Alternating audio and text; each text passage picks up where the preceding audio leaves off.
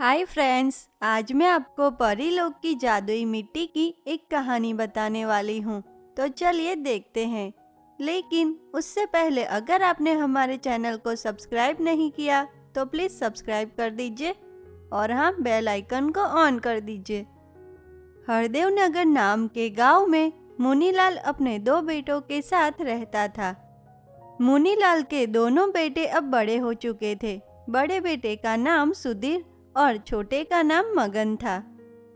कुछ समय बाद मुनीलाल अपने दोनों बेटों की शादी करवा देता है और फिर ऐसे देखते ही देखते दिन बीतने लगते हैं। फिर एक दिन अचानक मुनीलाल की तबीयत बहुत ही खराब हो जाती है।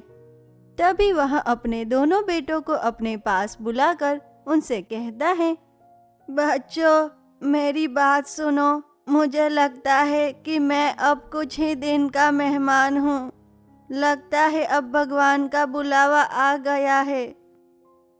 इसीलिए बच्चों, मेरे मरने से पहले मैं तुम दोनों को मेरी जमीन जायदाद दे देना चाहता हूँ, ताकि बाद में तुम दोनों के बीच इसे लेकर कोई झगड़ा ना हो। बच्चों, तुम दोनों को तो पता ही है कि हमारे पास दो ज़मीनें हैं जिस पे पपीते के पेड़ हैं, जिससे हमारा ये घर चलता है। लेकिन बच्चों, एक ज़मीन पे केवल 5 पपीते के पेड़ हैं और दूसरे पे 10 हैं। इसीलिए तुम दोनों आपस में मिलकर ये तय कर लो कि कौन सी ज़मीन कौन लेगा। मुनीलाल की यह बात सुनकर सुधीर और मगन दोनों ही सोच में पड़ जाते हैं। लेकिन तभी सुधीर के मन में 10 पपीते के पेड़ की जमीन को पाने की लालच आती है। वह कहता है, पिताजी, मगन अभी मुझसे छोटा है, इसीलिए वो 10 पपीते के पेड़ का ध्यान अकेले कैसे रख पाएगा। इसीलिए मगन, तुम्हें ऐतराज ना हो तो मैं चाहता हूँ कि 10 पपीते की पेड़ वाली ज़मीन मैं लूँ और फिर उसमें से जो भी मुनाफा होगा उस मुनाफे में से आधा मैं तुम्हें दे दूँगा। आखिर तुम मेरे छोटे भाई हो और वैसे भी तुम अकेले 10 पपीते के पेड़ का ध्यान कैसे रख पाओगे मगन।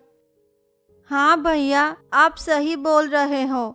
आप 10 पपीते के पेड़ वाली ज़मीन ले लो। मुझे आप पे पूरा भरोसा है कि पिताजी के जाने के बाद भी आप हर मुसीबत में मेरी मदद ज़रूर करेंगे। ऐसे दोनों की सहमति से मुनीलाल 5 पपीते के पेड़ वाली ज़मीन मगन को दे देता है और 10 पपीते के पेड़ वाली ज़मीन सुधीर को। ऐसे कुछ दिन बीत जाते हैं। फिर एक दिन अचानक मुनीलाल भगवान को प्यारा हो जाता है। वहीं देखते ही देखते दिन बीतने लगते हैं और वहीं मगन अपनी ज़मीन पे लगे 5 पपीते के पेड़ का ख्याल खुद ही बहुत ही अच्छे से रखता है, जिससे सारे पपीते के पेड़ पे बहुत ही स्वादिष्ट पपीते आने लगते हैं। मगन उन पपीतों को बाजार में जाकर बेचता है। ऐसे देखते ही देखते मगन के पेड़ के पपीते तो गांव और शहर में भी फेमस होने लगते हैं। दूर दूर से लोग उसके पास पपीते खरीदने आते हैं। लेकिन वहीं दूसरी तरफ सुधीर तो 10 पपीते के पेड़ वाली जमीन को पाकर जैसे खुद को बहुत ही बड़ा समझने लगता है। इसीलिए वह खुद उन पपीतों के पेड़ का ध्यान रखने के बजाय उसके लिए एक आदमी रख लेता है और खुद पूरा दिन घर पे ही आराम करता है, जिससे सुधीर की ज़मीन के सारे पपीतों के पेड़ धीरे धीरे खराब होने लगते हैं और उसके पपीते भी बेस्वाद होते हैं, जिसकी वजह से कोई भी उससे पपीते नहीं खरीदता और धीरे धीरे तो उसकी ज़मीन के पेड़ पे पपीते लगना भी बंद हो जाते हैं। यह देखकर सुधीर बहुत ही परेशान हो जाता है। ये क्या, मेरी ज़मीन के सारे पपीतों के पेड़ तो धीरे धीरे खराब होते जा रहे हैं और अब तो उन पे पपीते लगना भी बंद हो गए हैं। अगर ऐसा ही चलता रहा तो मैं तो कंगाल ही हो जाऊंगा। लगता है अब मुझे कुछ ना कुछ तो करना ही होगा, तभी मैं फिर से पहले की तरह ऐशो आराम की जिंदगी जी सकता हूँ। इतना कहकर सुधीर तुरंत ही अपने भाई मगन के पास जाता है और उससे कहता है, मगन मेरे भाई, अब मेरी उम्र बढ़ने के कारण मैं 10 पपीते के पेड़ का ध्यान नहीं रख पा रहा हूँ। इसीलिए मेरे भाई, मैं चाहता हूँ कि अब तुम वो 10 पपीतों के पेड़ वाली ज़मीन ले लो और तुम ही उसे संभालो। मुझे उसमें से कुछ भी नहीं चाहिए, मुझे बस तुम ये ज़मीन दे दो। वहीं मगन तो सुधीर पे विश्वास करके उसकी बात मान लेता है और वहाँ सुधीर को अपनी ज़मीन दे देता है।